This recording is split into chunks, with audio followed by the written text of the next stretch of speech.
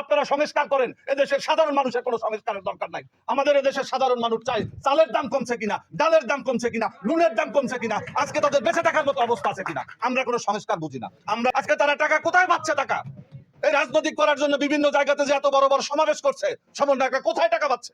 যাদের মানুষের বাড়িতে হবে যদি এই নাগরিক কমিটিকে টাকা দেওয়া হয়।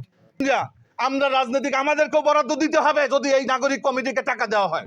বিচার করবা এই 17 বছরে হাজার হাজার মানুষকে হত্যা করেছে, 1 লক্ষের বেশি মামলা দিয়েছে, 1 কোটির বেশি আসামি করা হয়েছে। প্রত্যেকটা হত্যার বিচার করতে হবে। এটা বিগত 53টি বছরে যা হয়নি সেই কাজগুলো তাকে করতে হবে, এটাই আমাদের প্রত্যাশা ছিল।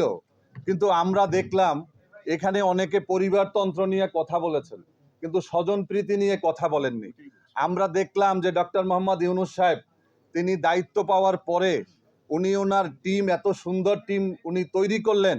ওনারা সবাই হচ্ছে ওনার একই পেশার, ওনারা সবাই এনজিওর প্রধান, ওনারা সবাইকে এনজিও প্রতিনিধিকে নিয়ে যাদের বাংলাদেশের কোনো প্রশাসন বিশেষ করে রাষ্ট্র পরিচালনার ন্যূনতম যোগ্যতা ছিল না, তাদেরকে নিয়ে উনি একটি সরকার গঠন করেছেন, যেই সরকারটি ইতিমধ্যে বেশ কিছু সংস্কার কমিশন করেছে। আপনারা জানেন যে বাংলাদেশ লেবার পার্টি আমরা বিএনপির সাথে 2007 সাল থেকে আন্দোলন সংগ্রামে কাজ করে যাচ্ছি। বিগত 2022 সালে দেশনায়ক তারেক রহমানের নেতৃত্বে আমরা 27 দফা ঘোষণা করেছিলাম। পরবর্তীকালে মান্না ভাইরা সহ আমরা সমস্ত আন্দোলনরত যুগপৎ আন্দোলনের দলগুলো মিলে আমরা 31 দফা আমরা ঘোষণা করেছি। এই 31 দফার ভিতরে এখানে অনেকগুলো কমিশনের কথা বলা হয়েছে। 1 নম্বর দফাটাই হচ্ছে সংবিধান সংস্কার কমিশন। এটা আমাদের 23 সালের কথা। আপনারা শুনেছেন যে বিগত 24 সালের 5ই আগস্ট ছাত্র জনতার গণ অভ্যুত্থান হয়েছে এবং এর সপ্তাহ দুয়েক আগে আমাদের এই ছাত্র বন্ধুরা কোটা সংস্কার আন্দোলন শুরু করেছিলেন এবং একটা পর্যায়ে এসে তারা এই আইনমন্ত্রীর সাথে বৈঠকের পরে ওনারা বললেন যে আমরা আন্দোলন থেকে সরে গেলাম, আমরা কর্মসূচি প্রত্যাহার করলাম। ওনাদেরকে প্রশ্ন করা হয়েছিল যে আপনারা কি সরকারের বিরুদ্ধে আন্দোলন করতেছেন? এই সমন্বয়কদের অনেকে বলেছিলেন আমরা সরকার বিরোধী কোনো আন্দোলন করছি না, আমরা সরকারের বিরুদ্ধে আন্দোলনে নামি নাই, আমরা সরকারের পরিবর্তন চাই না।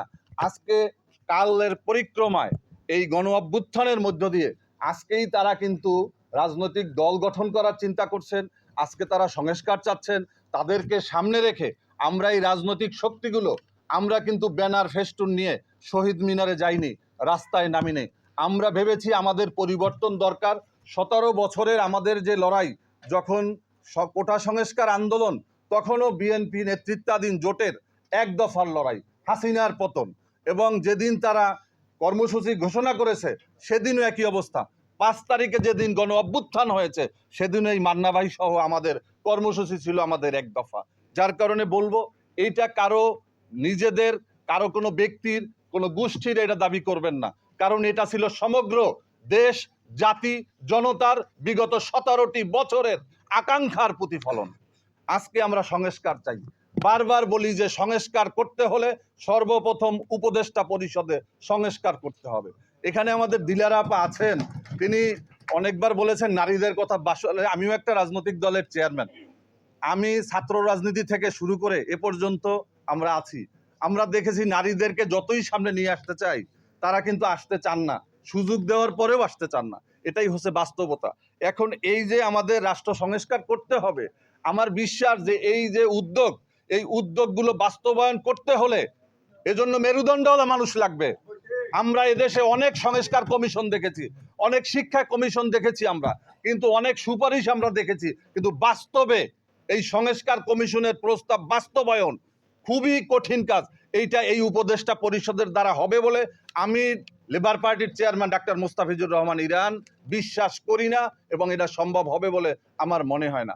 এজন্য আমরা একটা কথা বলি, ইতিমধ্যে সরকার যে অবস্থা, বেহাল অবস্থা, ইতিমধ্যে দেখেছেন যে বাণিজ্য উপদেষ্টা নিয়োগের 1 সপ্তাহের মধ্যে বাংলাদেশের প্রত্যেকটা দোকান থেকে সয়াবিন তেল উধাও হয়ে গিয়েছিল।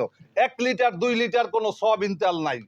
পরে কি করলো, এই উপদেষ্টাকে বাধ্য করলো 8 টাকা করে প্রত্যেকটা কেজিতে, লিটারে 8 টাকা বাড়ানোর পরে আবার আমরা সয়াবিন তেল পেলাম। এখন একই দোকানে যে দোকানে সয়াবিন তেল ছিল না সেই দোকান থেকে 8 টাকা বেশি দামে কিন্তু সয়াবিন তেল তাৎক্ষণিক বের হয়ে গিয়েছে। এই হচ্ছে আমাদের নেচার। এরপরে এখন দেখেন এই সরকারের উপরে IMF, ওয়ার্ল্ড ব্যাংক চেপে বসেছে। হাসিনা লোন নিয়েছিল, সেই লোনের খেসারত হিসাবে আজকে আমাদেরকে ভ্যাট বসিয়ে দেওয়া হয়েছে। আজকে আমাদের OMS এর ট্রাকগুলো সাধারণ মানুষ, গরিব মানুষের বেঁচে থাকার জন্য আপনারা সংস্কার করেন। এদেশের সাধারণ মানুষের কোনো সংস্কারের দরকার নাই। আমাদের এদেশের সাধারণ মানুষ চায় চালের দাম কমছে কিনা, ডালের দাম কমছে কিনা, নুনের দাম কমছে কিনা, আজকে তাদের বেঁচে থাকার মতো অবস্থা আছে কিনা। আমরা কোনো সংস্কার বুঝি না। আমরা বুঝি আজকে এই যতগুলো কমিশন হয়েছে, সর্বপ্রথম একটা কমিশনের দরকার ছিল, তা ছিল দ্রব্যমূল্য নিয়ন্ত্রণ কমিশন। সেই কমিশন আজকে পর্যন্ত গঠন করা হয় নাই। আজকে আমরা দেখেছি আইন শৃঙ্খলার চরম খারাপ অবস্থা, প্রতিনিয়ত ডাকাতি, চুরি, মানুষকে হত্যা করা হচ্ছে, প্রতিনিয়ত চরম অবস্থা। আওয়ামী লীগের সময় এরকম ছিল না। তো যার কারণে এই যে দুরবস্থা থেকে রক্ষার জন্য আমি ধন্যবাদ জানাই বিএনপিকে। তারা বলেছে জনপ্রতিনিধিদের হাতে ক্ষমতা দেওয়ার জন্য অতি দ্রুত উচিত নির্বাচন দেওয়া। কারণ এই নির্বাচন দিলে, নির্বাচন যারা আসবেন, বিএনপি ক্ষমতায় আসবে তা আমরা জানি না, জনগণ কাকে ভোট দেবে আমরা জানি না। জনগণকে ভোটের অধিকার দিলে, জনগণ যদি বিএনপিকে বা তার মিত্রদেরকে দেয়, তারা বলেছে যে আমরা 31 দফা আমরা সংস্কার করব। এবং এই যারা সুপারিশ করছেন, এদের সুপারিশ বাস্তবায়নও তাদের দ্বারা সম্ভব হবে না। কারণ পরবর্তীকালে এই সংস্কারগুলো চলমান প্রক্রিয়া। আপনি প্রত্যেকটা ঘরের ভিতরে কমিশন সংস্কার চলছে। আজকে বালিশ ছিঁড়ে গেছে, আপনি বালিশ কিনছেন। কালকে আপনার পর্দা ছুঁড়ে পূরণ হয়ে গেছে, আপনি কিনছেন। এই সংস্কারটা হচ্ছে একটা চলমান প্রক্রিয়া। এটা কোনো নির্ধারিত সময় দিয়ে, এবং আছেন বিচার। এই ছাত্ররা বলতেছে যে বিচার করার পরে নির্বাচন। বাবা, এটা কি মক জাস্টিস হবে নাকি? এখানে আওয়ামী লীগের বিচার করবা, খুনের বিচার করবা? এই 17 বছরে হাজার হাজার মানুষকে হত্যা করেছে, 1 লক্ষের বেশি মামলা দিয়েছে, 1 কোটির বেশি আসামি করা হয়েছে। প্রত্যেকটা হত্যার বিচার করতে হবে। এটা কি 1 বছরে হবে নাকি? আমরা একটা সুন্দর, সুষ্ঠু, একটা নিরপেক্ষ বিচার চাই। আমরা আওয়ামী লীগের নিষিদ্ধ চাই, কিন্তু এটা হতে হবে সত্য এবং সঠিকভাবে, সঠিক প্রক্রিয়া হতে হবে। এজন্য বলবো, আমাদের আজকে যারা কমিশন, আজকে যারা উপদেষ্টা রয়েছেন, আপনাদের যাদের রাজনৈতিক খায়েশ আছে, আসেন আমাদের এই যে আফসারি ভাইয়ের মতো দলের মতো কাজ করেন। আপনি ডাক্তার মোহাম্মদ ইউনূসের প্রশাসনকে ব্যবহার করবেন, তার গাড়ি, টাকা পয়সা ব্যবহার করবেন। মান্না ভাই, আমি, এই মমিনুল আমিনরা, আমরা রাজনৈতিক, আমাদেরকেও বরাদ্দ দিতে হবে যদি এই নাগরিক কমিটিকে টাকা দেওয়া হয়। আজকে তারা টাকা কোথায় পাচ্ছে? টাকা এই রাজনৈতিক করার জন্য বিভিন্ন জায়গাতে যে এত বড় বড় সমাবেশ করছে, সমন্বয়করা কোথায় টাকা পাচ্ছে? যাদের মানুষের বাড়িতে ছাত্র পড়িয়ে তারপরে জীবন জীবিকা চলতো, আজকে তারা এত টাকা কোথায় পাচ্ছে? এটা দেশের মানুষের জানার অধিকার রয়েছে। এদেশের অসংখ্য রাজনৈতিক দল রয়েছে যারা অর্থ কষ্টে তাদের কর্মসূচি পালন করতে পারছে না। আর নির্বাচন কমিশন এটা হচ্ছে আইন করে রাখছে। এদেশে না জানে কে যে ছাত্র দল, ছাত্রলীগ, ছাত্র শিবির এগুলো হচ্ছে অঙ্গ সংগঠন। আপনি বলে দিয়েছেন যে অঙ্গ সংগঠন থাকতে পারবে না। আপনি বলেছেন যে 10% কোঠা থাকতে হবে, নিবন্ধন দিয়েছেন। ওই কার দলে 10% মহিলা যুক্ত হয়েছে? বলেন আজকে কত বছর হয়েছে? 2008 থেকে আজকে 25 সাল চলতেছে। যার কারণে বলবো যে এই সমস্ত আইন কার্যকর করা সম্ভব হবে না। এই সমস্ত আইন আইপিও থেকে বাদ দিতে হবে। রাজনৈতিক দলের নিবন্ধন সহজ করতে হবে।